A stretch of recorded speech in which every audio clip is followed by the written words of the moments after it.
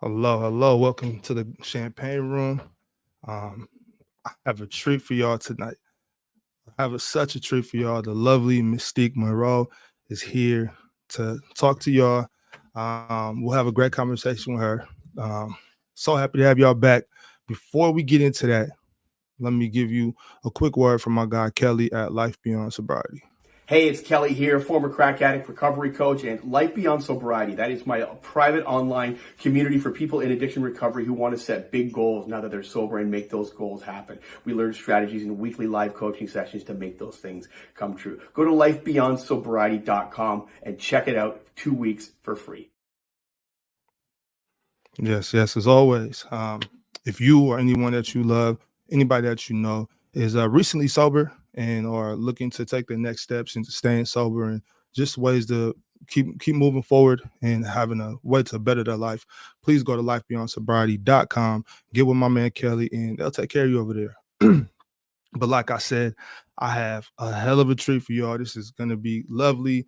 I have the Miss Mystique Monroe. Y'all, please, please. Oh, here we go. Hi, Hey, how are you? I'm great. How are you doing tonight? Very well, very well. I'm happy that you were able to make it in. I know we just scheduled kind of last minute, so that was perfect the way it worked out. I appreciate you. You caught me on my day off, so I'm happy to be here. Okay, great, great. Well, I don't want to take up all your night, so let's get straight into it. No reason to beat around the bush. Mystique, where are you from? So I'm a diaspora Rican. I was born in New Jersey. I was raised in Okay. Puerto Rico. I grew up in Rio Grande, and that's also where I went to college. And then I moved to Miami when I was like 23. I lived in Miami for 5 years. And then after Miami, I moved to here to LA, and I've been And here for this was so years. where were you, like, where did you kind of grow up? Where did you what So place? I spent from till I was 13, I grew up in New Jersey. And then when I Okay. was 13, my family moved to Puerto Rico. And so I grew up from 13 to 23 in Puerto Rico. And then from there, I moved to Miami. And then from Miami, I moved here. Okay. Okay. Great, great. You're doing How was that right now. Like, how old are they? oh no, no. Um, how was it growing up there? In Puerto Rico?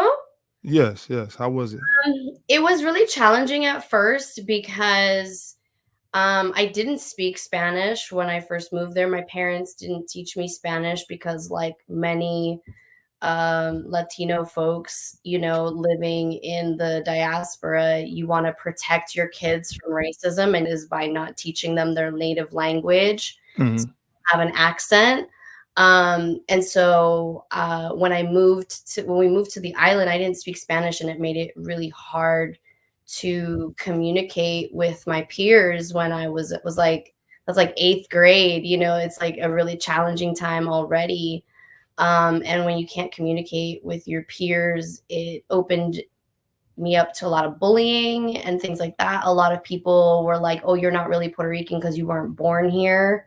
Mm. Um, and, "Oh, well, you don't look Puerto Rican," Right. so really hard. The first year was the hardest. And then once I was able to speak Spanish fluently and like defend myself, then things slowly started to get easier.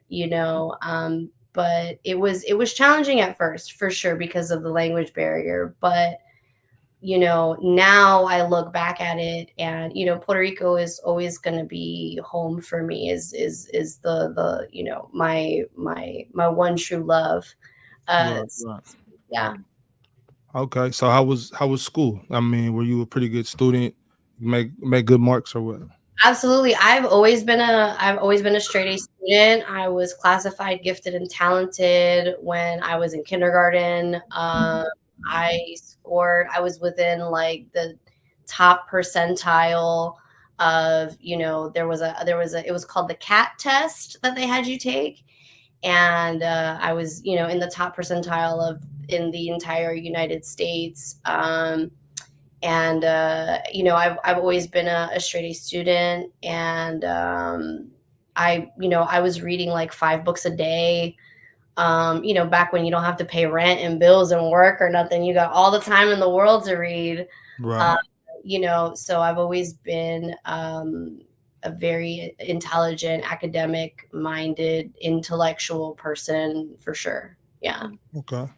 Okay. So how did you get involved into the industry? How was that? Like, So, like many before me and many after me, I needed to pay for college. Uh, right. Right. you I don't come from a rich family. I'm an only child, and I wanted to go to college, and my mom was like, "That's great. How are you going to pay for it? Because I'm not paying for it." Yeah. And I grew up seeing my mom in student loan debt and seeing how it impacted her life and her credit and her ability to try to gain financial independence.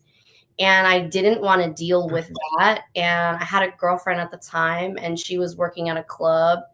And, that's how she was paying for school. And she's like, "You Right. should try it out," And at that time, I've never was like hung up about nudity or showing my Mhm. body or anything like that. It felt very normal for me. And so, that was how I wound up getting into it. And like, for the sake of like context of like, why was I so comfortable with nudity? Yeah. So, I was actually conceived through like sexual assault, and my mother Um, was forced to marry my father because of religion. And so growing up with what? What? One second, Mystique. So you saying that your father assaulted your mother yes, and was okay? Okay. that's how I was conceived. Wow. And then she was forced to marry him. It's in Leviticus. By who? If you my family is super religious. They're like Oh, right. Oh, super, yeah. You said that. Right. You said that. Yeah. yeah. Okay. So yeah, it's in the Bible. If a man takes a woman's virginity without being married to her, so you basically have ruined her, right? You have to care for her. You have to marry her and care for her for the rest of her life. And so that's what happened, was that she had to marry him, even though she was engaged to marry someone else. Is wild. Is a wild story. uh Wow. she stayed with him till I was 2, and then they got divorced, and she was able to like get out on her own. And but he had visitation rights to see me on the Mhm. weekends.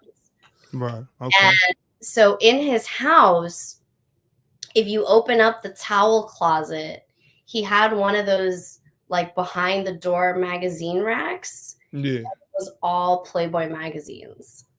Uh. There was only one TV in his house, and it was in his bedroom. So if I wanted to watch cartoons or I wanted to watch TV, I had to watch it in his bedroom. And in his room, he had posters on the wall. He loved Heather Locklear, so he had like a naked Yeah. photo. We all loved Heather Locklear. I know it would, like, what a time to be alive, right? Right. Right. He had posters and different, things on his wall of naked women, half naked women in bikinis. Mhm. On his TV console, he all these VHS tapes. And I remember one day kind of looking at them up close and seeing one that said like naughty nurses and like Mm. college girls. And then eventually, in the room that was my bedroom, there was a TV in there. I remember just flipping through the channels and finding like the porn channel by accident. And I was like 10. And I was Right. like, Right. oh, like I didn't even like know what I was looking at. But, it's one of those things when you're exposed to seeing women in a sexualized way, you're exposed Mhm. to female nudity in this way. And then like whenever I would be out with my dad, he's kind of weird. He likes to like hang out at the airport and look at the planes. And he would always be like, oh, look at that flight attendant, like look at her legs, like look how sexy her legs are. Like he would sexualize women in front of me. So Right, right. so seeing women naked in a sexualized way was normal to me. So being a stripper was like not a weird, it didn't seem like something Right. that was weird or something that was So taboo. yeah, so okay, so that makes sense for you how to say how you were more comfortable showing your body, right? But I want to take a step back even further into that. When you would see these things, like you said, you flipped onto the channel and it was like you found like the porn channels and whatnot, or you saw like the magazines. Like, was this something that you would like? Would you would like you would seek out after you've seen it? Like, would you watch more, or would you look more at the magazines, or was it just something that you just kind of noticed? I think so. When I was younger, it was just things that I like noticed, and I was kind of like, huh, okay. I do remember one time, I think I was like 7 or 8, and my dad came up to me and was like, oh, like look at, he actually showed me a Playboy magazine, and he was like, this is really artistic, and like I know that you're really into art, because I've always been into art. I've always like Mhm. drawn and painted and stuff. And he's like, look at how artistic this is. And it was a photo shoot that they did where they had covered her in like gold paint, and it was a black background, or they covered her in sand and it was like on this other background. Like it was it was artistic nudes. Mhm. It wasn't like legs spread, anything like that. But it's still very odd to have your opposite sex parent figure showing you essentially pornography. Even if it's Right. classic pornography, it's still pornography. Yeah. So, and I just, as a kid, like I didn't know how to receive that. Like, I don't know why Mhm. he's showing this to me. I don't know what, like, Was okay. your mother was your mother aware that he was showing you this? She wasn't Mm, aware, and I was a child, so right. I didn't know that this wasn't normal. I didn't know that this is okay, because like you don't know what you don't know, right? Exactly. Yeah.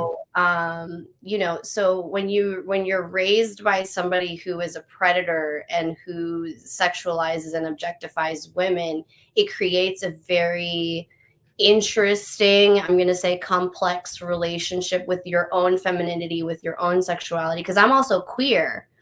And so as I got older, I did stop and watch, and I did seek it Mhm. out, and I was Mhm. more curious. And he had in his bathroom next to the toilet, he had a magazine rack, and there was Playboy magazines in their magazine rack. So it was Yeah. just there. It was right in front of me. Yeah. It wasn't hidden, and so when it's not hidden, it doesn't feel taboo. When they're like, oh, Right. don't look at it, that's when you're like, well, why can't I look? But if it's just there, you're just like, oh, okay, I guess this is normal. And so it also, for me, because of the type that my father liked, he was very much into blonde, blue eyes, big boobies. I never thought I could be a stripper, because Mm. I always thought you have to look like Pamela Anderson. Right. Right. 'Cause when I was So, growing up, that was like the blonde bombshell. Like you have to of look like this course. if you're gonna be successful. I never thought that me, the way that I looked, because I'm a skinny bitch. I never thought that I could be a stripper or be successful in that, because I never had that as a visual cue of like, Yeah. oh, this body type is also sexy. Right. So, okay. So you refer to yourself, you said you were a skinny bitch. Yes. You felt like that wasn't the look. You felt like you said it was the big tits, blue eyes, right? Blonde, So blue eyes, blonde, big, yeah. curvaceous. Right, right. Because So that's what also was it? What body. was it like? Oh no, go ahead, go ahead. I was gonna say that's also, as a Puerto Rican, that's also like the body type is the stereotype that people have of what they think that all Puerto Rican women look like, or what we're supposed to look like, is to be curvaceous, is that Mhm. curvy body, big booty, thick thighs, sometimes Right. big boobies, you know what I mean? Right. And I don't look like that. I've never looked like that, and I'm never gonna look like that. Right. And it was something that I was always made to feel very insecure about. Even by my father was always like, you need to eat more, you're not eating enough, you're too skinny. So when you're constantly getting these messages from that opposite sex, from the man in your life, right? Mhm. That's the man that teaches you how men are supposed to treat you. Right. So with that being said, my point is, what was it like when you first went to the club? Like, did you find out, like, was that the first time you found out that you were sexy, or was that the first time? Like, how was it for you? Like, what was your realization once you start dancing? So the first time I actually ever went to a strip club was with my boyfriend at the time, and we went to go see his ex-girlfriend.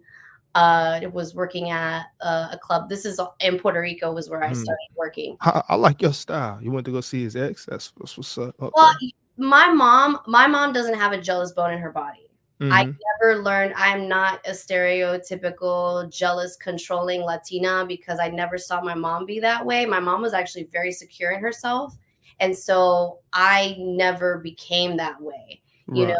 And like my mom always told me, like I have no reason to not like an ex just because they're an ex. Like she's not disrespected me, and they're an ex for a reason. I know what I have. I know what I'm bringing into the relationship. He's with me now, so like I'm not pressed. That's how my mom Right. was. So that's how I'm the same way. Like she's an ex for a reason. I'm the one that's here now. And I know what I'm bringing to the table. I know I'm holding it down, so I don't got nothing to worry about. So like, yeah, I could be friends with her and be cool and whatever. Like I've always been that way. So we went to go see her, and she is that big boobs, big ass, thick thighs type. But then Right. there was another girl who was like even more petite than me, like even skinnier than me, dancing. And I saw girls with tattoos, and I saw all different body types, and it really opened up my eyes to like, oh wait, this is not just a one type thing, like you don't have to be this one thing to be a stripper. It's not Right. only like big Amazon women, you could be anything because we say in Spanish, para los gustos se hizo los colores. It's like, so basically for like, you know for every color there's a flavor, and everybody Right. likes different I flavors. like that. Why you say that? Say that one more time. Para los gustos se hizo All los right, colores. okay, I like that. I like Yeah, that. so for like every taste, there's Mhm. a different color. Very You know what I I mean? like that. So like Yeah, yeah. favorite color, maybe your favorite color is blue, my favorite color is purple, somebody else's favorite color is red. You can apply that same mentality to dancers. You know Mhm. what I mean? Like not every customer is my customer, and I learned that early on was I'm a type. I Right. think that's the key to being successful in this business is knowing what type you are, because then that's how you figure out who your customer is. And so Mhm. at that time, I was 19 when I started. So I'm that baby girl type, and I learned that the older men, the silver hair daddies, those are the guys that are my customers. The frat Yeah. guy is not my customer. You Right, know, right. the guy who is like in his 30s and wants that big Amazon girl arm candy, that's not my customer. The guy Mhm. who's 50, 60, 70 years old, you know what I mean, and is coming in with his New Balance sneakers and his khakis or his sweatpants, Yeah. that's my customer. So it's figuring that out, and then how that's evolved over time as I've gotten older. Okay. That's why. So from was it real comfortable? So you said you were comfortable, with the showing your body part of dancing. As far as everything else, because I know there's more that goes into it. Just dealing with certain different customers, dealing with management, dealing with other dancers, whatever it may be. The late hours. How did you adjust to that? Like, was it easy for you to get into the industry, or was there an adjustment period? I think, it's I I feel like it's like continuously an adjustment period. I feel like no matter how long you've been in the business, you're always adjusting to what people want because it has changed. And I've Mhm. noticed that from when I first started in the business. And I think it's also very much based on where you're working, like what clubs you're working in and the demographic that's coming into that club Mhm. is going to be the kind of management you're dealing with, the kind of other girls that you're dealing with, and the kind of customers that you're dealing with.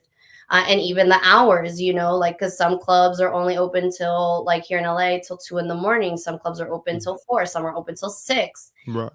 So it's really, the great thing about the business is that you have the ability to choose your schedule. Right. Thankfully, yes, love that. But so coming into it, the things that were challenging for me was when I was younger. There's two things. The first thing was that I'm neurodivergent, so I'm autistic and ADHD, and I didn't know that until I was 31. Wow. Okay. And I started when I was 19. Wow. So there's a lot of things that go into this job, and this is just like the logistical operational element of like being able to read social cues is so Right. important because this is how you know if a customer is interested in you or not, Mhm. right? So Right. like, Yeah. it takes me just a little bit longer than the neurotypical dancer to recognize, oh, this customer is disengaged, or this customer is not listening to what I'm saying, or they're not into, like, they're not going to buy a dance from me, or they're not going to spend money on me. It takes me Right. just a little bit longer to figure that out. And I've gotten better at it, as I've gotten older, and also talking to other girls. Like, that's another thing that was very intimidating for me, both as a neurodivergent person and as a queer person when I first started, is like, as a baby gay, like, it's already hard to talk to women, you know what I Right. mean? Like, Right. I'm already like in life, you know what I mean? Like, we're at, like, the library, or not the library, like the bookstore. I like to meet people in bookstores because then they read. Um, Mhm. so if I'm already having a hard time coming up to you in a bookstore and you're just like a basic beat t-shirt and jeans, imagine now we're in an environment of like heightened sexuality, and you're in your high femme state. You got the full beat, hair, lashes, everything, and you're standing in front of me in a bra and a panty. Yeah. And you are a beautiful bad bitch. How do I even talk to you then? Even just to ask you like a regular question, So that was very intimidating for me in the beginning until, it's over time that experience becomes demystified, and you realize these are just women like me, or just femmes like me, and we all have our insecurities, and we all look one way with makeup on, and we all look another Mhm. with makeup off. We all start the night looking one way and we all end the night looking another way. Mhm.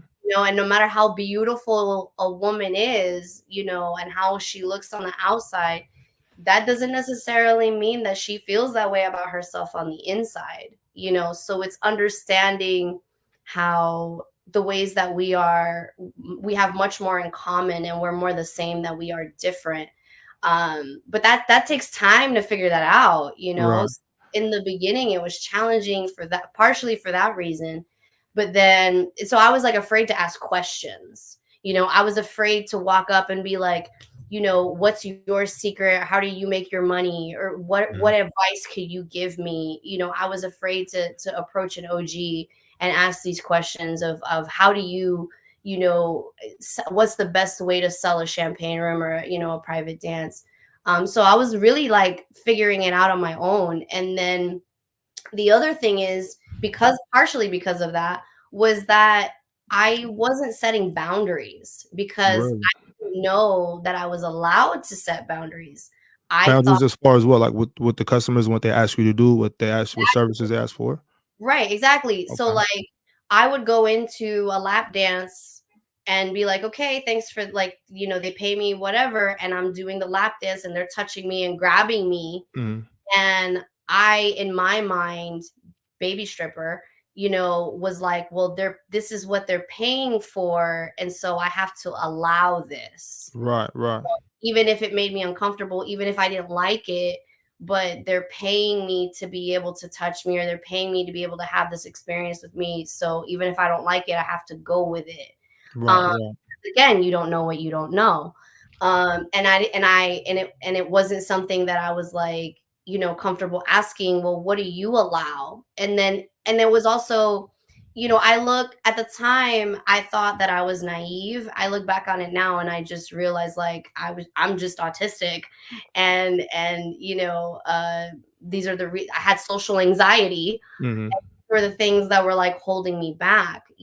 So I had a lot of unfortunate experiences, and also, it's recognizing too, like, when you work at a club where there are girls that are doing extras, Yeah. you know, I didn't know that was happening.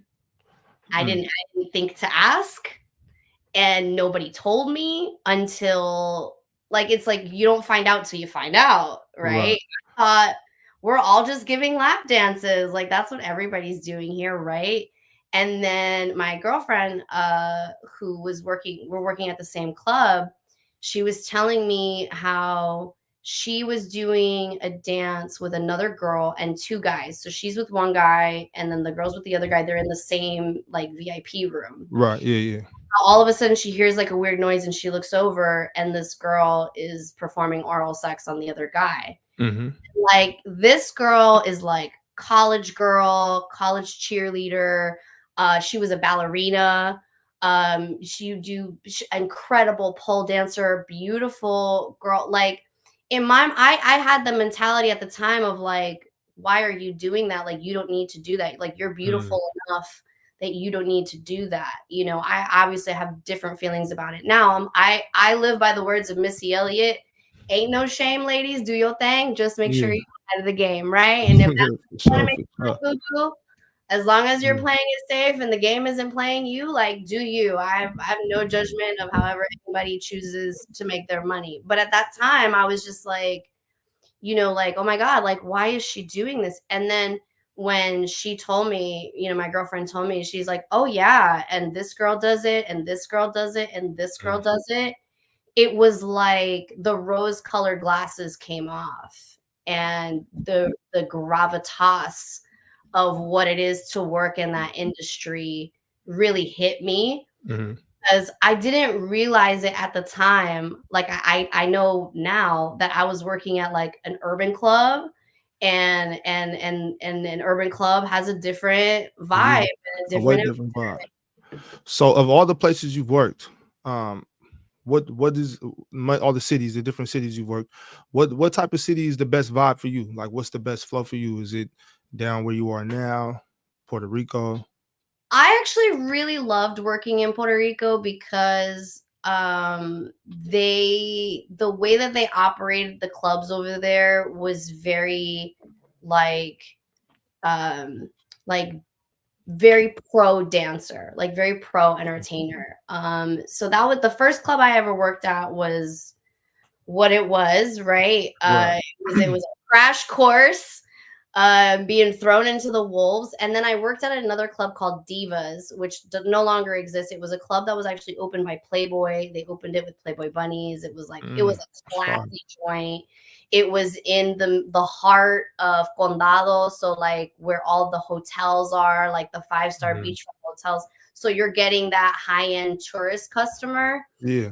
So it was like the customer comes in and the bouncer out the gate is like, you have to if you're going to sit at the stage, you have to tip the dancers. There's no touching the dancers. If you touch the dancers at any time, you will be escorted out. Like, out the gate, they're giving you that Yeah. message as soon as you walk in.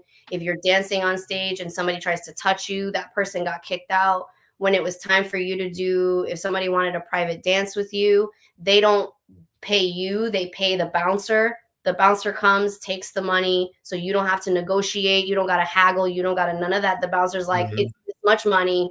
Thank you. Okay, here you go. And then they give Yeah. you a slip of paper. You cash it in at the end of the night. And then the bouncer stands at the entryway of the private room area and is like making sure that the guy's not touching you. You know what I mean? And if the guy says, "Sir, you can't touch the dancer," you know.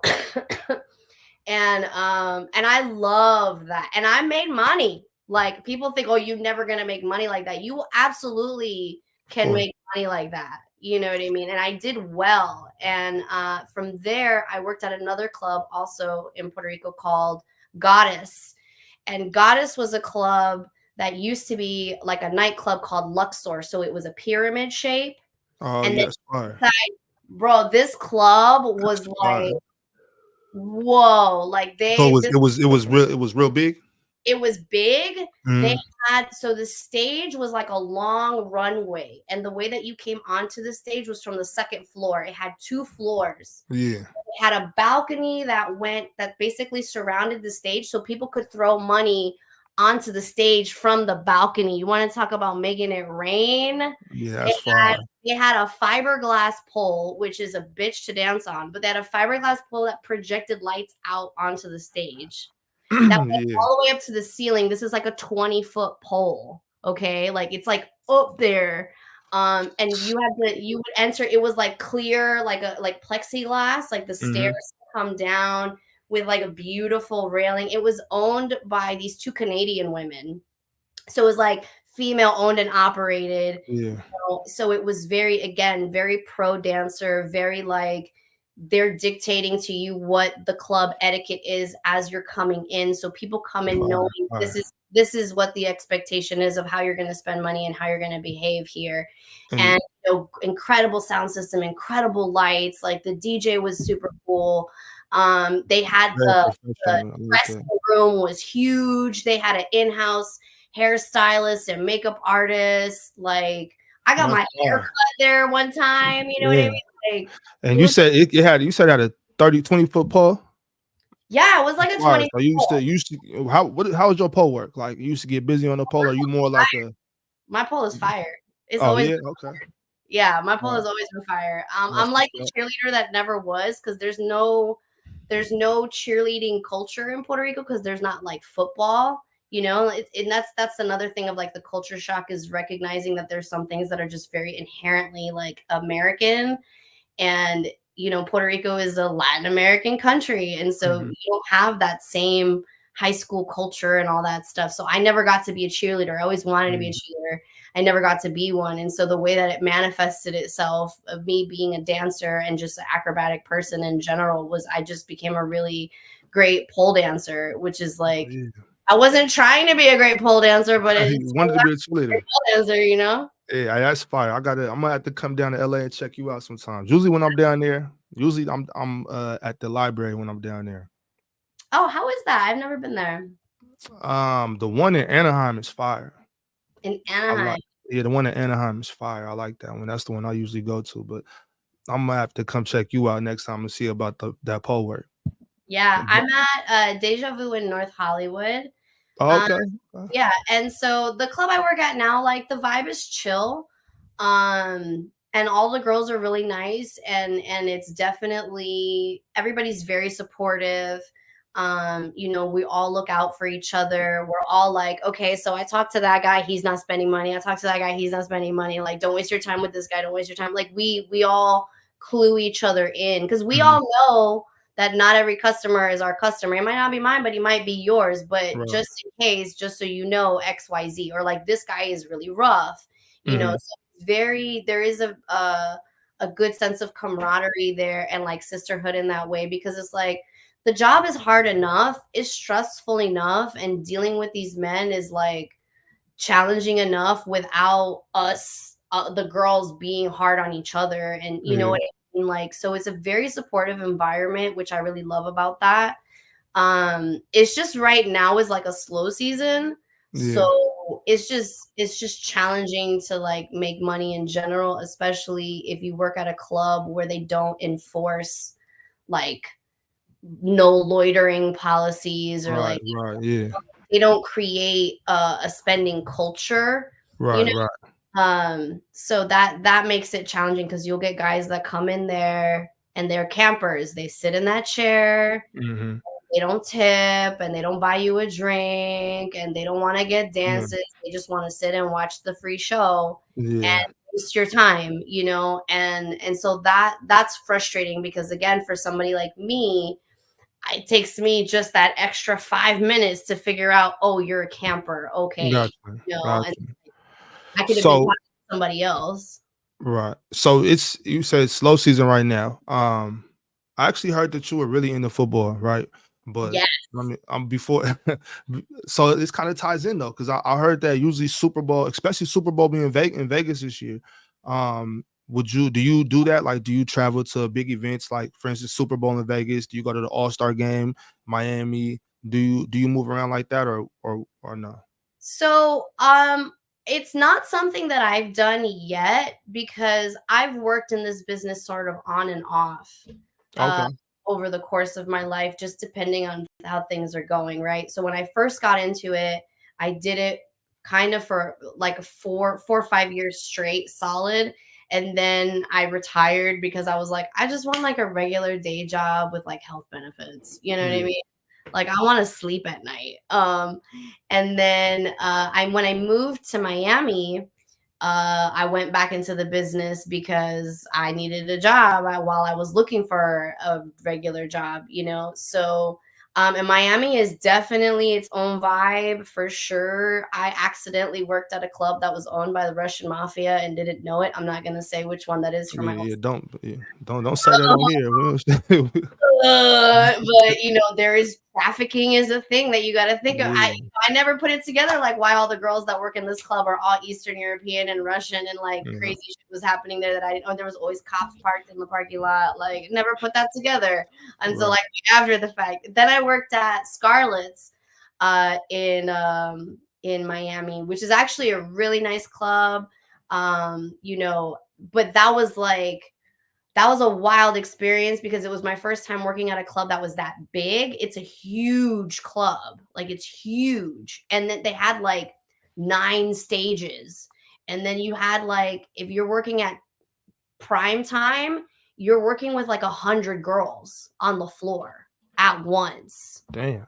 Like 100 girls on the floor at once, right? And you don't That's even crazy. realize it until they do every hour they did like the parade. So you would Mhm. hear wherever you are in the club, you would hear da na na na na na na na na na na And that means hit the lap or what? time. And they're like, Yeah. it's time to introduce you to our Scarlett's Primetime Dream Team. And so wherever you are, you see all the girls come. You have to go to the back. You got to get the swag because they were always given like a prize, right? Okay. Go get the swag. You got to come out. You have to walk across all of the stages in the club, all the way. You have to do a full lap all the way around the club so everybody can see you, right? And then after you hit every stage, and then you have to go up to the customers because it's like the 2-for-1 dance, right? Hmm. You have to be like, hey, do you want to do this 2-for-1 dance? And you get this hat, or you get this laptop bag, or you get this car visor, or this Yeah. t-shirt, whatever the hell the swag was that day, And then if they were like, yeah, great, okay, let's go. And you grab them and you go do your $20 dance, they get their hat, whatever, And it's actually a really great incentive for customers to spend money and then also to be able to see what all the options are because you don't realize how many girls are in the club until that moment, That's And then crazy. as a dancer, you're walking around and you're seeing all of the other girls you're working with, and you're like, there's a lot of bitches in here, Yeah. That's fine. We all made money. Yeah. There was, and the main stage had 3 poles on it. So there was always 3 girls on stage at a time, Mhm. So, it was a very wild experience Right. to navigate that. But the money was pretty solid Yeah. for it being what it was. I've wanted to travel, but I always wind up I'm never really in it long enough to get into a place where I'm like, okay, I'm gonna go try this. I'm gonna go travel here. I actually would really like to go up to Portland because I hear really great Mhm. things about it up there. Yeah, yeah. Portland's fire. Portland's fire. Yeah, and so, it's not as saturated. Like LA is a very saturated city in literally every market. So a lot of clubs right now are overpopulated with girls, but then Mhm. underpopulated with customers is sort of the Yeah. situation. because you got tax season coming up. People just paid their rent. You know what I mean? I have friends that work in Vegas, girls that I work with that work in Vegas, and it's something that I've wanted to do. But for me, it's something that I probably won't go to travel without another person that Oh can, yeah, gotcha, you know what I mean? That can be gotcha. sort of like the gateway opener, because Right, otherwise I'm going out there blind and I don't know what I'm getting into, and I don't want to gotcha. myself. I don't want to think I'm showing up and it's a nice club and then like all of a sudden it's not, you Yeah, know? yeah. Don't know what you're walking into for sure. So, so I know you said you're into women. Are you also into men too, or Oh, I'm into humans. humans? Got Mhm. you, got you. For Okay, me, so it's how has the industry, how has it affected your dating, your love life? oh, that's such a great question. So it definitely, I think it's really important for anybody who works in this industry to have a therapist. Mm, Just have a therapist. I didn't have one when I was younger. I do now, and I'm very grateful for it, because working in this business definitely affects your perspective on humanity. right. Um, and like a great example that I'll give you is recently, recently, I had a guy come in and he was all about me. You know, we did this dance and, oh, do you know what you're doing to me? And you love what you're doing to me. And am I your type? Would you date me outside of the club and this and that? Mm, And of course me being like, oh, I've totally dated guys like you, and like, you know, that whole thing. And you know, he spent what he had. He literally like opened his wallet and handed me all of his money that he had in his wallet, which was like maybe like $150. And then he went to the ATM and he spent a solid like 20 minutes trying to get money out of the ATM, and all his cards kept getting declined. And he was just desperately trying to like give me his money. And I was about it. And I was like, okay, cool, bro. Like I'm here. And at one point, he opens his phone to try to see if he's getting like a notification from the bank so that he can like unblock his card. And I see the wallpaper on his phone, and it's mm. his wife and infant child. When I tell you this, this is like a baby. Like this is not even a 1 year old. This is like an infant. And I'm just kind of like, okay. I don't say, obviously I'm not going to say anything, but I clocked it. And then he goes to a different ATM in the club trying to get out money. And eventually the manager comes over, helps him to get out money. We go do another dance, like a 10-minute dance. And the whole time he's like, oh, like I'm such a gentleman. And, you know, if you were with me, like I would always make sure that you come first, and like da da da da da. And like, really laying it on thick, you know, of like how he would date me outside the club. Would I date him outside of the club? And how he would take care of me. And in my head, I'm like, bro, you have a wife and kid, and it's 3 a.m. Like your wife is probably at home breastfeeding your child, trying to get your kid to go to sleep. And you're here with me, spending diaper money on like trying Right. to, like, you know, waste your whole bank account on me. And like, I'm gonna take that money, obviously, but like in my head, like I have a conscience, you know, and like I mean, and then there's a lot of girls out there that'll be like, "Fuck that, baby mama, that's not my problem," you know what I mean? But like, I've been on the other side of that. It was triggering for me because I had a partner who, to my face, was what he was, and then one day I logged out. I got onto my laptop and he had left his Facebook open, and I saw a message and I didn't realize it was his Facebook right away. And I was like, "Oh, who's that? I don't know her." And I start scrolling through the message and I realize, "Oh, this is his Facebook, and he's on there talking about when am I going to see you, and I miss you, and I really want to kiss you." And she's even telling him like, "I know you have a girlfriend, you shouldn't be saying these things to me." And he's like, "I don't care, I've said it," and blah blah blah. And like that to me is cheating. Right. That that's like emotional cheating. When somebody is telling you, I know you have a girlfriend, you shouldn't be saying this, and they're like, well, this is how I feel and I'm going to say it anyway, and I want to do this to you. Mm. That's emotional cheating, even if it's not physical. And who knows, if he did physically cheat on me with somebody else, I may never know that. You know what I Right. mean? Right. So for me, I will never judge a man who comes into the strip club and you have a wife and a kid and you need to get away from your wife and kid for a little bit because you can't handle the screaming child and you just want to get a lap dance and remember what it was like to when your wife was, when y'all were brand new. Because I know that for Mm-hmm. some people, that's what it is. I'm not going to judge you for that, because if you know what you come in, this is what this is, right? Like, that's Right. what Right. I'm doing here. But when you come in the club and you're talking to me like you want me to be your girlfriend, and you're saying these things to me that are very, like, you're trying to like pull me in and oh, and would you date me and I would take care of you and I would do this to you and da da da da da.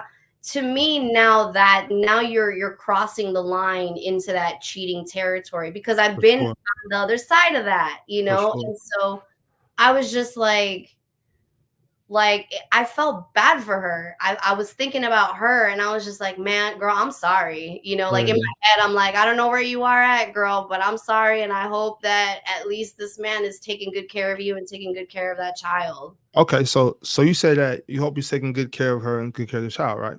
So I ask you, would you rather have a a super wealthy, super rich guy that cheats, or a a guy that can't do anything for you, no money, but he's faithful? I'd rather be single. I'd Right. rather have a girlfriend at that point. Okay, well, let's say if you have a girlfriend that cheats, but she's rich or that's I faithful, don't but want she's broke. anybody cheating on me, period. I don't Okay. care how much money you have. Mm. I don't I'm not, like, I make my own money. Right, I'm right, I am financially independent. So right. I'm not relying on a partner to take care of me. And I never have my whole life. I moved out of my house when I was 18. I paid for Mm, college myself. I paid for my apartment myself.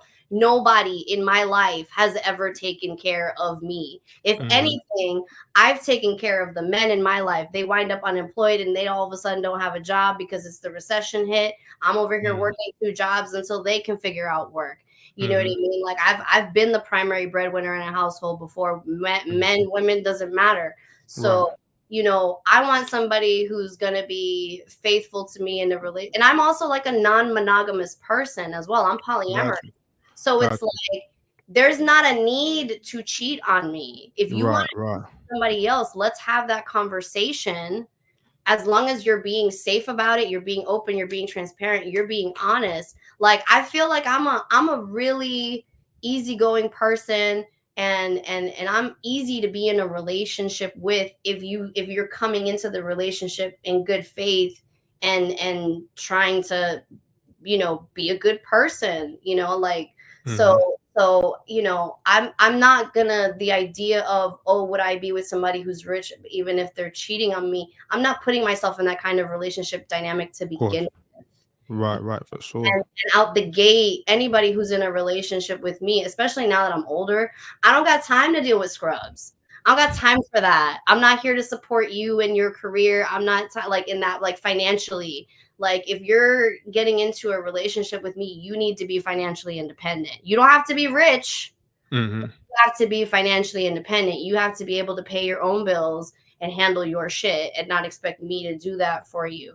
Because for me, what I want, I money comes and goes, right? Money it's fleeting. We have it today and then it's gone tomorrow. And especially in the nature of this business, I can go make a bag tomorrow. I could walk out of the club with $1,000 tomorrow. So I'm not pressed about what money you do or you don't have. For me, it's about, are you bringing emotional intelligence into the relationship? Are Mhm. you respecting me? Are you bringing honesty? Are you bringing communication? Are you bringing something that no one else is bringing into the relationship? Because I hear 20 million times a day that I'm beautiful and my skin is soft and I look good and I'm a goddess and that I want to be worshiped. What are you bringing to the table that's different from what I hear every day? Whether you're a man, whether you're a woman, whether you're transgender, non-binary, whatever. Mhm. What are the conversations? What meaningful conversations are we having in our relationship? Do you care about the world outside of yourself? Do you recognize the privileges that you possess? Do you make an effort towards social justice and caring about the things going on in the world? Can we talk about football? Okay. You know what I mean? Can we talk Let's talk some football. Let's talk some football. about football? What's going on? What's about to happen? What's about to happen? Oh, Yeah, let's okay. talk some football. So I personally, and this is actually one of the ways that I connect with my customers, is my go-to is talking about sports, because like, what the fuck else am I gonna talk about? I don't know what else to talk about with you. You know what I mean? Like movies, I guess. I don't know. So my prediction for the Super Bowl, I'm gonna go for the Niners. And if we're gonna base it off of the last two games that were played, right, between the Niners versus the Lions and then KC versus the Ravens. So historically, I feel like the Ravens are a very competitive team. They're a very hard team. They play hard as fuck. And I say this as a New England Patriots fan. Please don't judge me. But I know every time that Gronk broke that damn elbow, it was playing the Ravens. Anytime when we had all of our players were getting injured, it was playing the Ravens, because they play really, really hard. And I feel like if the Ravens had their head about them in that game and they weren't so emotional and like getting all these penalties over nonsense of like taunting, and that was their game to lose, is how I feel about it. I feel like that game could have been a better game if they had their head in the game and weren't so like frantic about it. I mean, I think Kansas City is a good team. Are they a great team? Hold on. Nah, Mystique, hold on. I can't just let that slide. I can't let you cap. I'm not even a Ravens fan. Nah, because you're a Patriots fan. You're a Patriots fan, so you don't want Patrick Mahomes. You don't want Patrick Mahomes to win a Super Bowl. I'm like this about Patrick Mahomes. I feel like he has his good days and he has his bad days. Yeah. What I like about what I saw in the game with the Niners versus the Lions is the reason why I'm going for the Niners, because they showed really great resilience.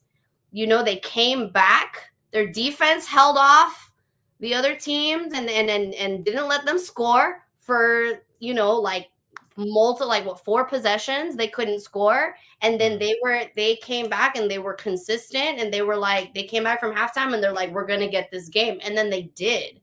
And they ran really good plays. The quarterback has a great arm. My one concern, and this is always my concern when you have a running quarterback, I'm not a fan of running quarterbacks because they have short careers, because all it takes is one tackle. All it takes is that one hit and your career is over. And so I would like to see with the Niners, him having a little more time in the pocket so he doesn't have to scramble and feel like he needs to run as much, because as soon as you start running, I'm like, oh my God, his arm. Oh my God. And every time they get hit, oh my God, his arm. That's my first thing. I'm like, oh, his arm, you know? So I would like to see him spend just a little bit more time in the pocket so that he could get that ball downfield. Because when he throws that ball, he fucking throws that ball, like that accuracy, you know, and if there's somebody down there, he's finding them. He had some really great plays. And I think that resilience of that team and that the way they came back, it kind of reminded me of, you know, when the Patriots came back in the Super Bowl against the Falcons. That was insane. That was crazy. You know, or like there was another game, another Super Bowl, I think maybe like a year or two before that, where they played against the Saints. And it was literally in the last 30 seconds of the game, Brady launched that shit downfield for like 60 yards and Gronk caught it in the end zone and won the game in the last 30 seconds of the game, because it was like that close. You know what I mean? And I was just like, I felt like I was watching my old team, you know? And I mean, like, I know the dynasty is over. I know their time has passed, you know, like this is gone. But here's the thing. And I'm just on record. So whenever I tell people I'm a Patriots fan, they're always like, oh, because you like Tom Brady. Like, first of all, I go far enough back to like, I'm a Patriots fan from like the Bledsoe era, from like the Teddy Bruschi era. I go that far back. Okay. So, and they were already a championship team when Brady showed up. Let's not forget. They already had a ring or two when Brady showed up. Like, yeah, Brady is great, but you know what? Brady wasn't even my favorite player on the Patriots. Julian Edelman is my favorite player, was my favorite player on the Patriots. Because You to me, dropping names: Julian Edelman, Teddy Julian Bruschi. Edelman all day, kid, all day. Because what I love about, for me, what makes a player my favorite player is how dynamic are you in the game, right? How well-rounded are you? Because for me, like as a dancer, I think it's important to be a well-rounded dancer. I do ballet, I do jazz, I do belly dancing, I do hip hop, I do, all these different styles of dance. And that's what makes you a good dancer, is being able to be dynamic. And I feel like it's the same thing with sports. What makes you a good sports player is being a dynamic player. And so you have Edelman, who came from being a quarterback and having that experience, who wound up on defense, who played on special teams, who eventually wound up on offense. You have somebody who's played every position in the field, basically, you know what I mean, who had an incredible ability because of that to read what the other team was doing, read the offense, and be like, okay, this is what we're going to do. Or read the defense and be like, okay, I'm going to run this way because I know that this is the play that they're setting up. To me, that's an MVP, Right, is somebody right. who has the ability to be a dynamic player, and you can put him in any position and he's going to thrive in that position, and he's going to put points on the board for you. So that's me. Like, do I have a jersey? Yes. Of course you do. But like, Yeah. Edelman was my guy. Okay, I like how you broke that down. That makes sense. I like how you broke that down. Before we do wrap it up, I got a couple more questions for you, if that's all right. Yeah, go for I it. want this is what I want to know. As long as you've been dancing, as long as you've been in the industry, well, first of all, is dancing, is that the only form of sex work that you do? Do you do anything like online content or anything like that? So, I primarily work dancing in the club, and then I tried to do OnlyFans during the pandemic, and I realized I'm just not good at online platform things, because it takes like a level of consistency and just being on top of it constantly that I do not have the executive function skills for. As a neurodivergent person, I'm just not good at it.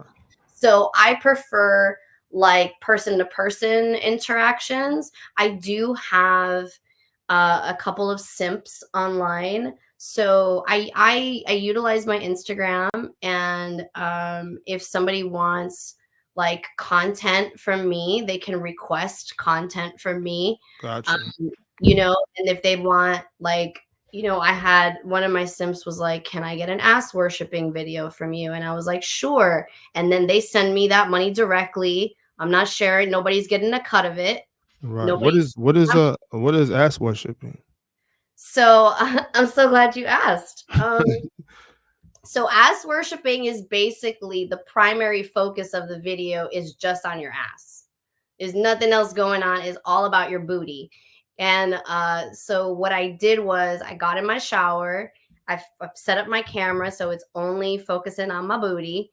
And then I turn the shower on, and it's, water running over the butt. And then like I soap my booty up and I get it all nice and sudsy. And then like I rinse it off, and you rub your butt, you play with it and do things like that. And let me tell you something I discovered about myself in this process. And this is the thing that I really love about sex work. And I think a lot of other femme folks love about it is the discoveries that you make about yourself. So I'm in a stage of my life right now where I'm literally like not attracted to humans at all. Like I'm into the romantic aspect, but like physical sexual attraction is just like not there for me right now, just on the spectrum of sexuality. But I realized that I am attracted to myself for the first time in my life. And I'll give it away. I'm a whole 37 years old, believe it or not. And for the first time in my 37 years of life, I've always been like, yeah, whatever about myself. Like, yeah, I think I'm attractive. I'm attractive enough to work in this business.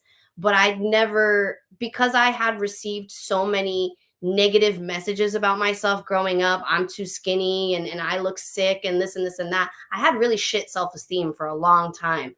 And eventually I got to a place where I got to neutral. I got to I don't hate my body. I don't necessarily love it. I'm not over here like, oh my God, you know, but like I'm neutral, and I felt neutral is healthy.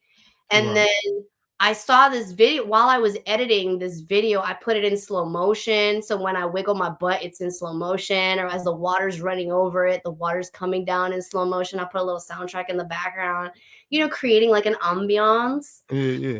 But I'm watching this video and I'm looking at my own ass, and I was getting turned on. I was getting aroused By looking yourself. at from myself. And Right. that's never happened before. I've recorded myself with partners plenty of times of Mhm. doing in it, you know, being intimate. And I've rewatched it, and it's always kind of like cringe for me. It's always like, yeah, okay, I sound like that. Like, I know, like, okay, whatever. Like, I'm glad you think this is hot. Right. You know, but then when it was just me by myself, and seeing myself caring for myself, because ass worship is like caring. It's like this is delicious, you know, that kind of a vibe. Right. It was such a turn on, and I was like, I did not So know this about my. No wonder I make yeah, so much money. Look at this ass. Okay. check you out. So just just to get a little bit more personal with it, it was just that was the whole video. It was just you, what like sudden up and just straight to your ass. There was no penetration of any sort, anything like that. No toy play, just straight. Nope.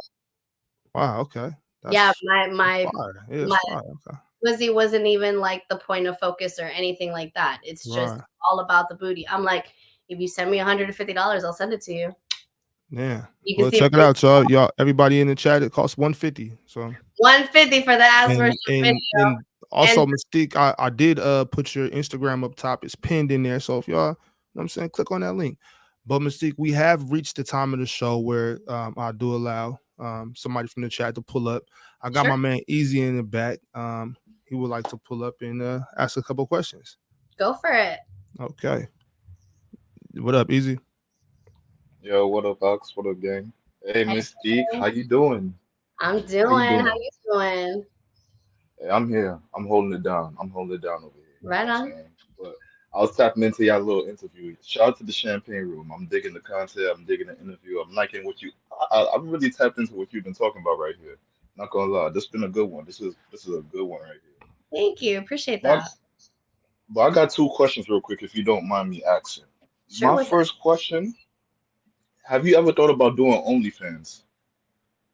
I did. I mentioned that I did do it for a minute, and I'm just not good at it. I'm just not good at an online platform. The other thing that concerns me with OnlyFans is that when you put your content on a platform that so many people have access to, you have a lot less control over what happens to it. And so it's easy for people to steal your content and then post it somewhere else for free, or impersonate you or whatever. You kind of open yourself up to it's sort of like a can of worms in that way, and you have less control over who can see your content. And so for me, like, my mom knows that I'm a stripper. She knows that I do this, right? But it's not in her face. I'm in a club. She doesn't come to the club. Nobody in my family. I'm all the way in California. All my family is on the East Coast. So it's not like anybody's going to see what I'm doing. If I have an OnlyFans, there's a chance that somebody in my family can run into that content. And my family loves to go, tú sabes lo que tu hija está haciendo? You know what your daughter is doing? You know what I mean? And so, Oh shit, you got that type of family. The minute they see something, yeah, they hear something, they running with it. Oh man. yup. Mhm. And I did a reality show one time where I kissed a girl on TV. And the next day, my mom called me and was like, why didn't you tell me that you did that? I have all 5 of your aunts calling me right What show? What show is this? This was back in the day. It was called Brooke Knows Best. So there used to Hmm. be a show called Hogan Knows Best, but it was Hulk Hogan and Yeah. his family. And then they did a spinoff where it was. Oh yeah, yeah. I remember that. Yeah. So they did an episode called I Kissed a Girl, and Brooke Hogan goes out with a girl, and then she has 2 roommates, and her other roommate is a girl. I went out with her roommate, and then her other roommate is a gay guy, and he went out with a girl because she was like, the whole thing started where he's like, oh, you've been having all these bad experiences with men. Why don't you try dating women? And she's like, well, because I don't like women. And he's like, well, how do you know if you haven't tried? So then she goes, okay, well, I'll go out with a woman if you go out with a woman. And he goes, I'll go out with a woman if Ashley goes out with a woman. So that was the theme of the episode. So I was the date. And so at the end of the date, I kiss her. And then the next day, my mom was like, everybody in the family is calling me about this. So just out of respect for my mother and her sanity, I don't put myself on a mass platform in that way because I just don't want her to have to deal with one of my cousins or one of my uncles or somebody running into it and then showing it to her. And now it's in her face. With, you know, me just being on Instagram, I'm super casual about it. And, you know, I'm sending whatever content I create, I'm sending it directly to that person. And they have X period of time to download it. They know that they are not allowed to share it. And I vet my people really well. So I'm making sure that I'm not sending it to somebody that is not trustworthy. You know what I mean? And then they pay me directly for it. I know where my content is and I know who's seeing it. And I don't have to worry about it getting pirated or being put in front of my mom. So that's why I don't do mass platforms like OnlyFans, aside from the fact that nobody's taking a cut of my money. You know what I mean? Right. That's also very important. I hear you. Just one last question before I get Go for it. Just one last question. So like, I just gotta ask because I'm really curious. On like a scale of like 1 to 10, one Okay. being I'm calm, 10 being I'm out the bedroom. Like, how freaky are you? Where your scale at? That's a great question. So on a scale of 1 to 10, I'm probably like a 15. In terms of everything that I've ever done and tried and have experience with, and then also the things that I just personally like. I mean, is it a 15 every time I'm in bed? No, of course not. Like, if you ask any porn star, is she having like crazy porn sex every time she has sex? No, a lot of times you just want vanilla sex because you're exhausted from the crazy stuff. But of things that like, I personally like, I like some freaky shit. I'm a kinky person. I'm a professional dom and a fin dom, and you know, I do things like knife play and you know, and Yo, all. what? Wait. What is Rewind real knife quick. play? Rewind. Yeah, what is knife play? Yeah, what's knife play? So knife play, I love. I'm just really. I'm curious. I thought I'm not. No judge. You know what I'm saying? Like, Yeah, no, of course, and just to preface this, so I do have a career as a sex positive sex educator, right? So I've literally taught over 100 blowjob classes. I've been featured on different even TV shows and even as like in the opening of some pornographic films, helping you know, the people that are performing find the things they need for their scenes and stuff like that. So in that arena, you know, I've taught BDSM classes of various levels of kink. I've done, you know, performances of you know, BDSM things, hitting people with stuff and making people bleed. So knife play is specifically you have a knife. I have two different knives that I like to use. I have one that's kind of more like a dagger. The handle is a skeleton riding a motorcycle, and then it's a really cool curved pointy blade. And then the other knife I like to use is a straight razor, like what you would use like old school shaving. mm-hmm. So what you're doing is you're just kind of like dragging the blade along the skin, and that creates a sensation. So if you like to be scratched, if you're into scratching, you would like knife play. So where the domination is happening, the meat and potatoes of domination is happening, is that you have to stay very still when someone is doing this to you. You can't move, because if you suddenly move, you could get cut. And my goal is not to cut you. I don't do blood play. That's a different type of kink. Yeah. The comments popping up on the side are hilarious. So anybody who does domination, the meat and potatoes, as I said, of domination is not the release, it's the moment in between, right? So from when I'm holding you against the wall, maybe I'm choking you, maybe you're restrained, I'm holding you down, I'm restraining you, and I have that knife, I have the flat part pressed against your skin. You don't know when I'm going to turn that blade on your skin and you're going to feel the sharpness of the blade. I'm not cutting you, and this is something that's done very safely. I have first aid supplies on hand. I'm really hardcore about safety. I'm really hardcore about aftercare for both the submissive and the dom. Like, these are important things to always talk about. Consent, very important to talk about.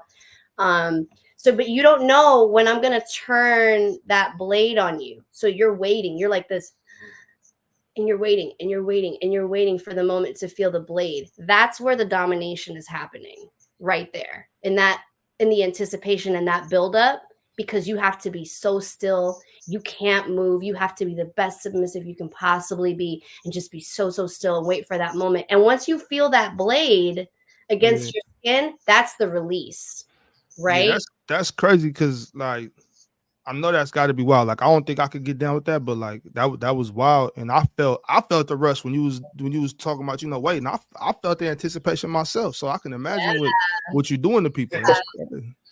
Yeah, you did. Yeah, that's how you know I'm good at what I do. Yeah, like, no doubt, no all the doubt. way over there, you 2 states away, and you felt it. A. Yeah, that was We all crazy. felt that. Hey, I'll talk for the chat. We all felt that. We all felt that. I'm so glad you did. Yeah. Well, I'm gonna get up out of here. Great interview, great champagne room. Nice talking to you, Mystique. Nice You already know the vibes.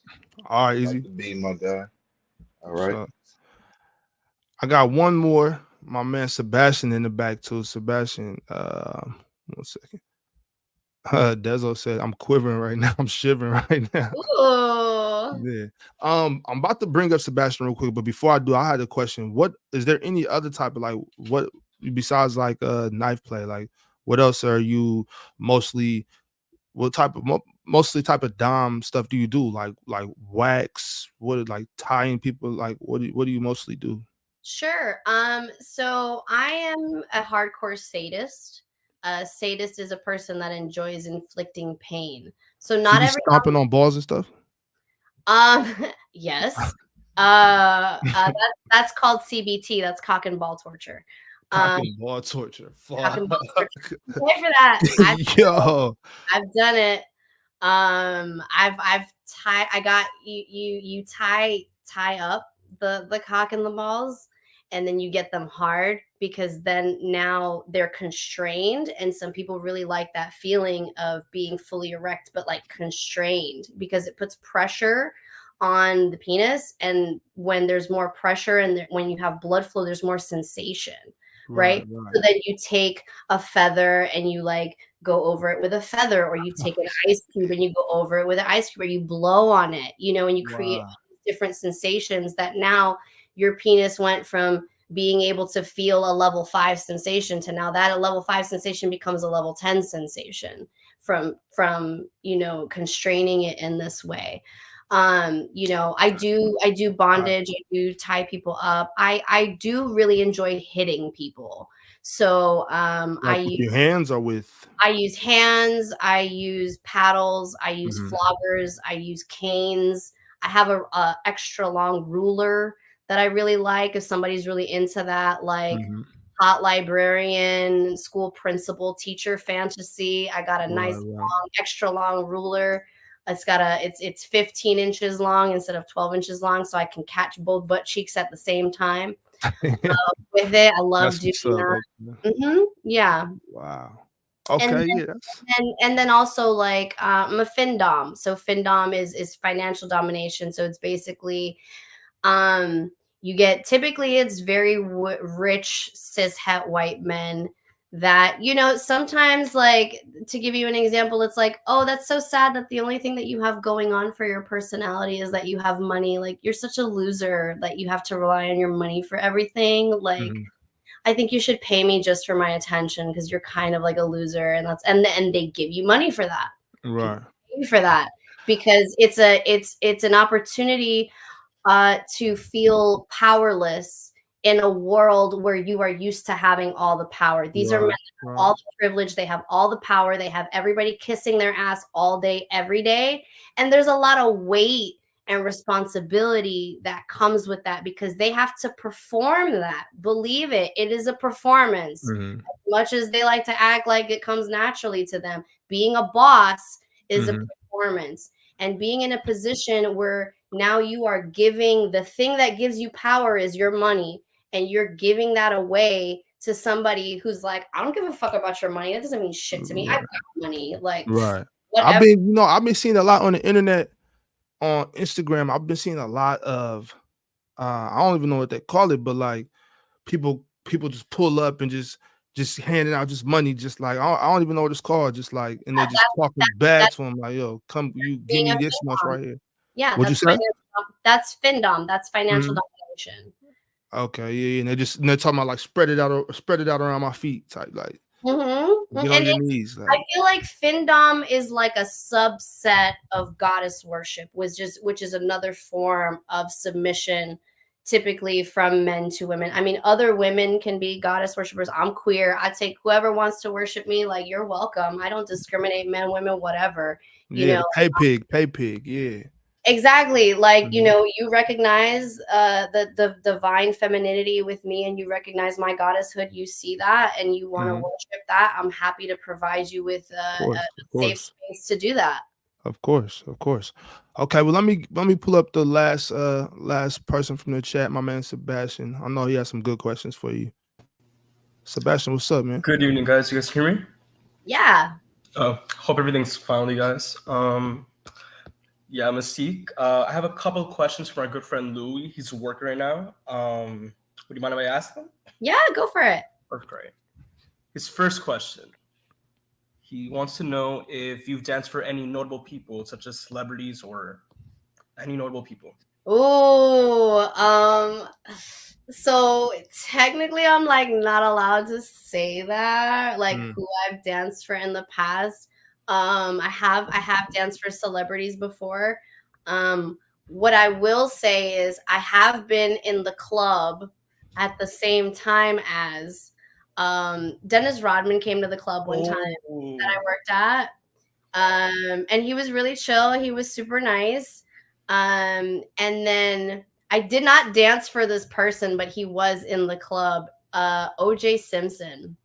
OJ. Came to the club that I worked at. This is like the wildest thing. So I remember when I was coming out of the dressing room and he was sitting. So like the dressing room is like the walking this way, and he was like sitting over here, and I happened to glance over and I saw him, and I was like, because he's like at this point he's like an older guy, and I was like, is that what? And I went up to one of the other, and I'm like, is that OJ Simpson?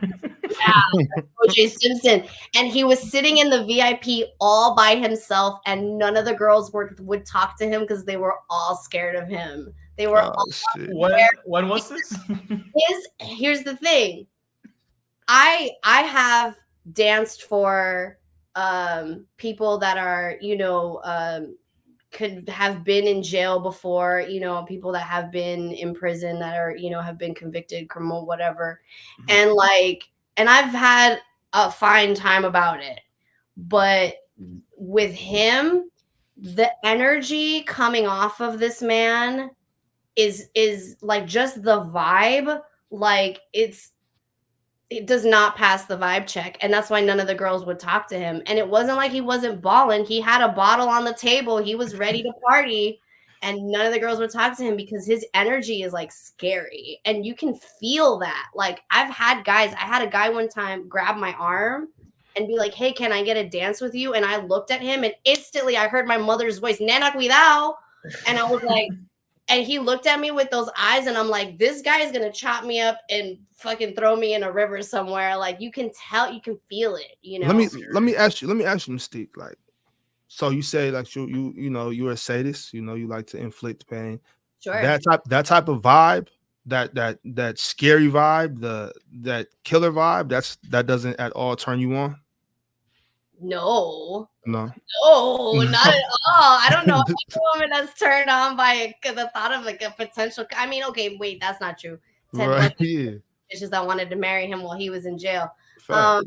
Me personally, here's the thing though. I think there's a level of privilege involved of if you are a type of person that the idea you get turned on by that, it's maybe because you've had a very safe life and you've not actually you don't know what it is to experience that. I've been assaulted. I had somebody hold me at night, like rob me at knife point. Like I've almost been murdered before. So when you've lived through that, you don't fantasize about that. Do you know what I Right. mean? Right. Yeah, for Like, sure. so you're not over here like I'm not getting hot for a murderer. Like, no, thank you. It's not Yeah, I my get that. if it is your thing, I'm not obviously I'm a sex positive person. I don't judge it. I understand the fantasy. I get where it comes from and that feeling of ooh danger.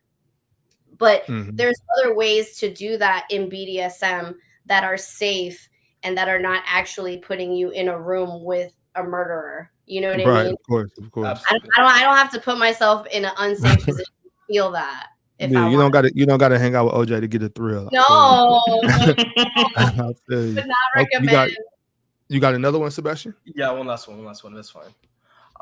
Louis wants to know if you've ever caught feelings for anyone that you danced for. That question.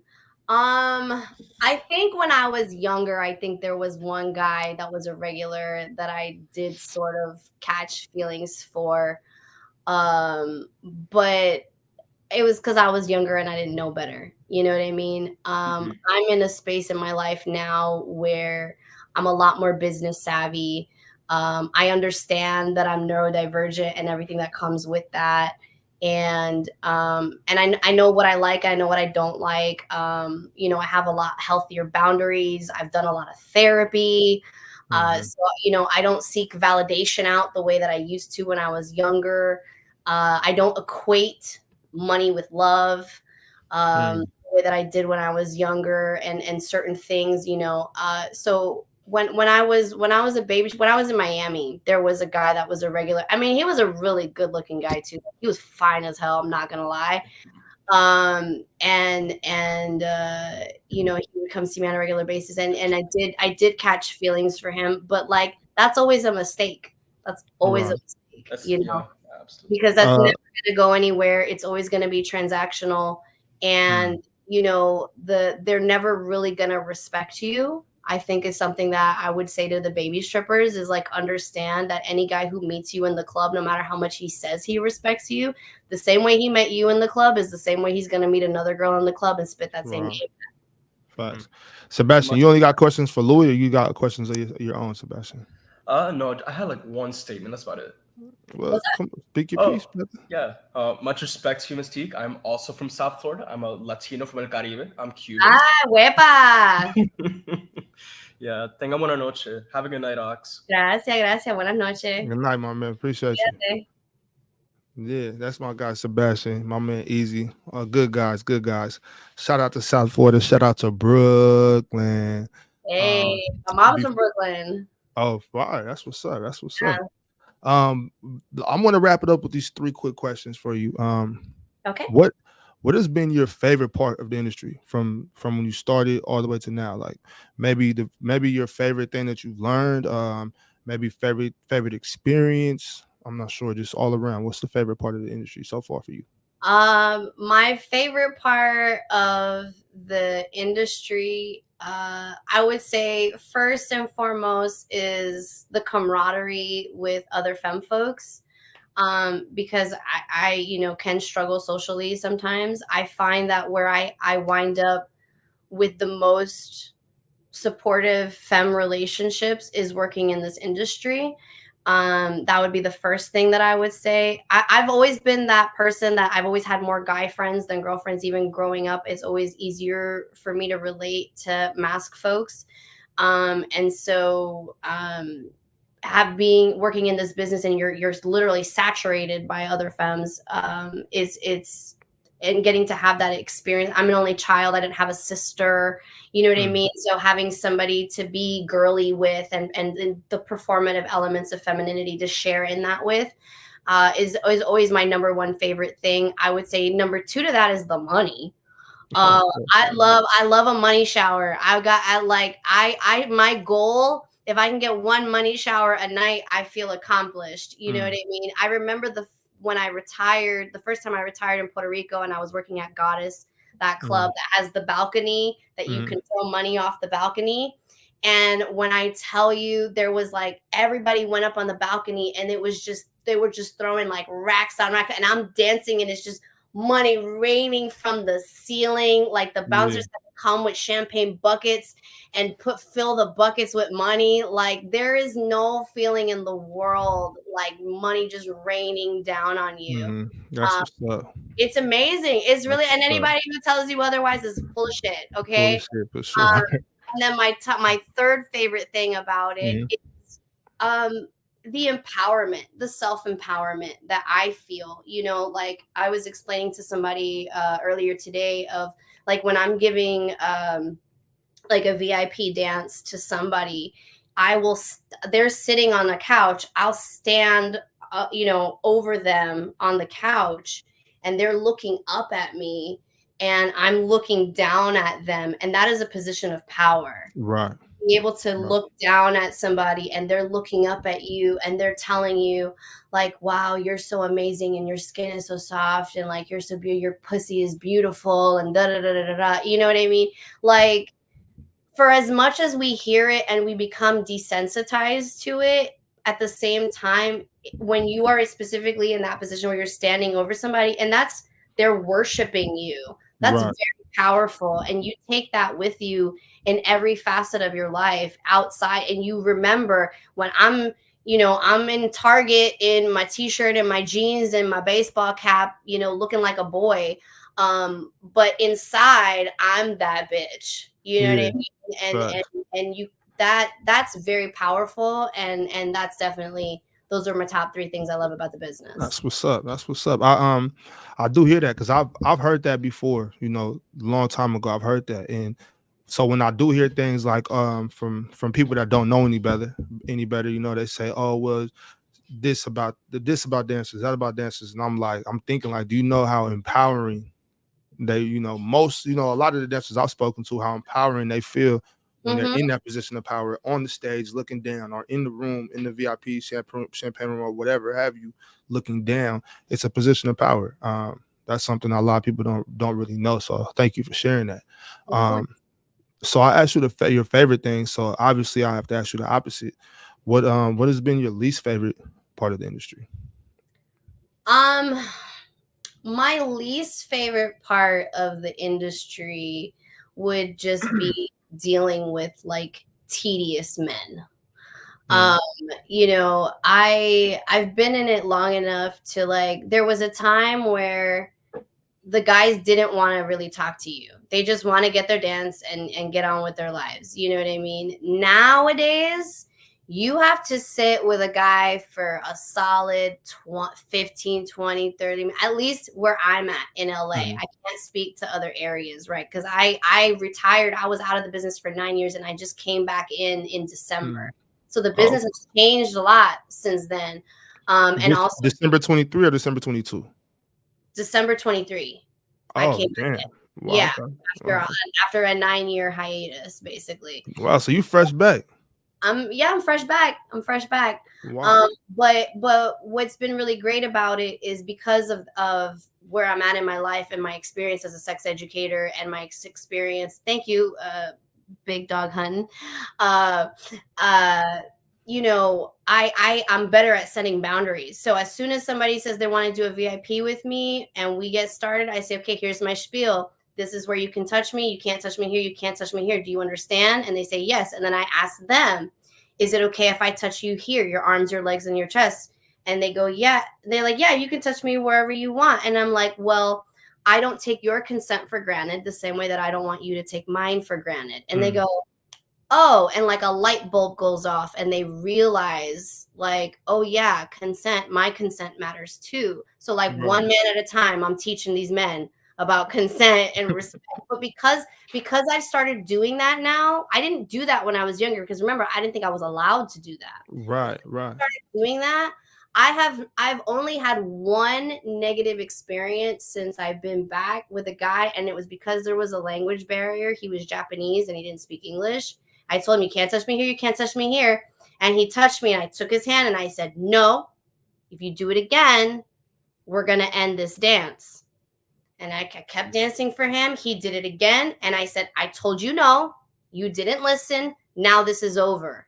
And like, as a baby stripper, I would have never had the balls to do that, or the ovarian fortitude to do that, you know? So because of the fact that I state my boundaries from the beginning, and I let them know what's up from the beginning, and I carry that, you're going to respect me from the beginning, I don't have bad experiences with men anymore. And like, bless, knock on wood, I'm super grateful for that I've had a lot of very positive experiences with men. The thing that is just exhausting, that really is like tiring, is the men that want to talk to you and take up all your time and not even tip you, not even buy you a drink. You know what I mean? And I've gotten better at cutting it out sooner. But sometimes if they catch me on something that I like to talk about, if we're talking about football, if we're talking about a James Bond movie, I'll sit there for 45 minutes, an hour, not because I have time blindness, because I'm ADHD. So I don't even know how much time is going by. There's not a clock in the club. There's no windows in the club. There's no way to know how much time has gone by, you know? So the people that waste my time and don't want to spend money, or the people that, like, I had a guy that caught feelings, and I told him from the very beginning, this is what it is. My job is here to be company for you, and to provide you with, like, this is the level of physical engagement that you're going to get from me, and this is what it's always going to be. I'm not going to see you outside of the club. I don't do that. You see me here, and my time is money.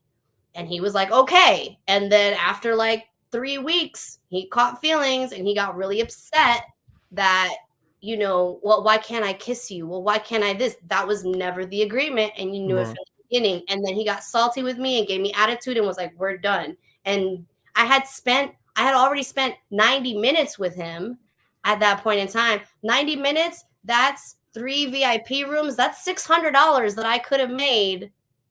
And he was like, he gave me $40 and was like, we're done. And I was like, damn, that's just, don't come in here and say that you respect my job and you respect my hustle, and then when I ask you for money, you're gonna give me attitude about it. Like, right. that's not what it's about. That's crazy. Wow, that's crazy. Well, the last question that I like to ask, just to, you know, wrap it up, is you today, if you were, let's say you walked into Deja Vu, if you're at Deja Vu, and let's say 19-year-old Mystique walks into the establishment. She comes to you and she says, "Can I get some advice?" What advice do you give her? Oof. It doesn't have to be just one thing. You know, whatever you need to tell her. What do you tell her? I would say, you know, I would reiterate, time is money. And while you are at work, every minute is valuable. Every minute you are here is valuable. And sitting down and having a conversation with these men is entertainment, and they pay to be entertained. And don't give away your conversation for free. I would say also, my number one thing is set boundaries. And I'm one of those OGs that I do have these conversations with the young girls that come in. Like, there's a girl working there now who's 20, and she was telling me about, you know, her experiences with customers. And I told her, when I was your age, I wasn't doing this, and I do it now, and I empower you. I told her, I empower you to do this. I empower you to state your boundaries at the very beginning of the interaction. Because if you don't tell a man, don't touch me here, don't touch me here, he's going to do whatever he wants. He's going to go as far as he possibly can before you tell him to stop, or before you tell him no. And that's human nature. It's not just a man thing. It's a human thing. We're always going to go I learned this working in retail management. People are going to push as far as they can go and get away with as much shit as they possibly can until you tell them to stop, unless you put that boundary out the gate, you know? Right. So I would say don't be afraid to put that boundary out the gate. Don't be afraid of rejection, because that was the other thing. I used to be afraid if I say no, I'm going to get rejected. There is enough money in the club.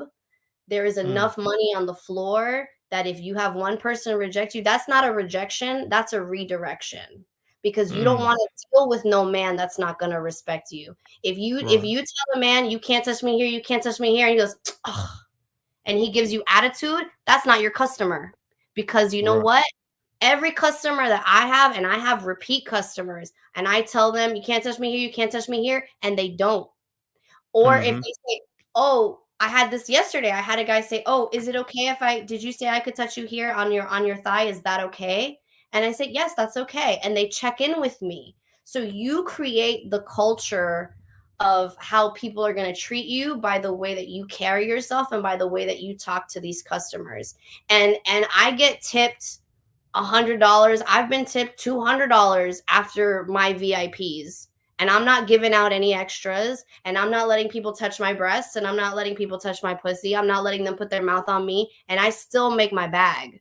You see what I'm saying? So like, if you don't want to do that, you don't have to do that, and you will still make your bag. You will still find that customer that respects you and that will treat you right and not complain and not have an attitude about what they can and can't do with you. You know, so that would be like my number one piece of advice that I would give to anybody coming into the business is be hard with your boundaries. Don't be afraid of rejection. Talk to everybody in the club. Right. That's the thing. And every dancer, no matter how long she's been doing, we all struggle with this. I know we all do, because it's tedious. It's tedious. But every person that walks in that door, you got a 50-50 chance. You got a 50-50 chance. And you're not going to find. And if you choose to not talk to him, you're rejecting yourself. You just rejected yourself by not approaching that guy. He hasn't rejected you until you go up to him and find out if he's going to reject you or not. Right. And again, it's not rejection. Don't take it personally. Maybe you're not his type. Maybe you're a skinny bitch like me and he likes a BBL. And then and then I always say too, don't operate from a scarcity mindset. Don't look at the other women in the club as your competition, because in reality, there's no competition when everybody likes something different, right? So like let's make it like fruits, right? So like, I'm a peach, she's a strawberry, she's grapes, right? So like a strawberry could never be a grape. A grape could never be a peach. They can't compete with each other because they're different flavors. They're different in every single way. So you can't compete when you're all different things. So I say learn how to collaborate. So I walk up to guys and I'm like, you know, hey, do you want to get a dance? And they're like, oh, no, thanks. And I ask them, oh, is there somebody that you were waiting for? Do a little detective work. Oh, were you waiting for somebody? Oh, actually, I was waiting for this girl. Oh, she's in the back. I'll go get her for you. And I go and I'll find her and I'll be like, hey, you have a client outside that's waiting for you. Oh, thanks, girl. And then she goes and she gets her client. I don't lose anything from doing that because I wasn't going to get that back to begin with. But I just helped out homegirl. And guess what happens? When I do that, she does it for me. Oh, this guy was asking for you, or this guy who tipped you on stage, he wants you to, or I'm with this group of guys, I'm by myself and there's 3 other guys here and this guy liked you. You know what I mean? Collaborate. For sure. If you come from a mindset of not scarcity of, oh, there's only so much money and I have to try to make all of it, I can't let these other girls get the money, you're not going to make the money. If you come from a mindset of there's enough money on the floor for all of us, and like, let's work as a team and let's collaborate, everybody's making the bag. Now you're not just making the bag. She's not just making the bag. Everybody's making the bag. And guess what? When everybody's making the bag, that energy perpetuates itself through the club and it creates it continues, you know what I mean? So then now we have a great spending culture. If I'm sitting next to a guy and I see he has a wad of hundreds and one of my homegirls is on stage, I said, can you give me some ones to throw at her? Mm. And Right, I'm right, like, no, you got to give me at least 10. I got to make it rain. And right, right. I'm happy to go throw money at one of my girls and prime the pump, right? Because maybe nobody's tipping her. I go and as I walk up to the stage as a bad bitch and I throw that money, and now every guy's got something to prove. Now every guy's gonna go walk and throw that money because he wants to prove that he's a baller. Because guys like to do that. Guys like to perform that. Facts. It becomes somewhat of a competition, no doubt. Right, No doubt. between the men, and you want to foster that environment, and the way you Right. foster that environment of competition between the men is collaborating between the women. Right, So, right. you know, don't be a salty bitch, don't have an attitude, don't be a diva, don't come in there like nobody's better than me. Be that way with the customer, but don't be that way with the other girls. You know what I mean? Because like I said, it's a hard enough job where we don't need to be hard on each other.